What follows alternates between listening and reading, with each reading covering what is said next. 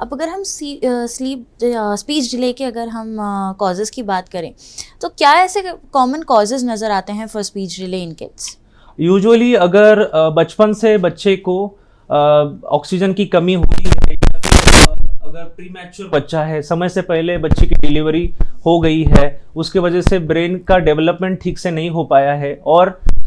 बच्चे में अगर जन्मजात कुछ हियरिंग इश्यूज है, या फिर बच्चा ज़्यादा स्क्रीन यूज़ करने से बच्चा इंटरेक्टिव नहीं है, बच्चा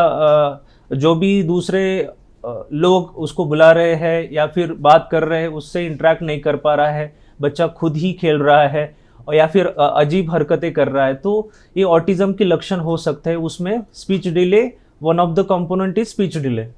यानी कि ऑटिज़्म का भी स्पीच डिले से ताल्लुक है। हाँ, स्पीच डिले के साथ साथ अगर बच्चा नाम के रिस्पॉन्स, नाम पूछने पे उसको रिस्पॉन्स नहीं कर रहा है, या फिर बुलाने पे नहीं देख रहा है, आई कांटेक्ट एकदम पुअर है, या फिर बच्चा कुछ बिहेवियरल इश्यूज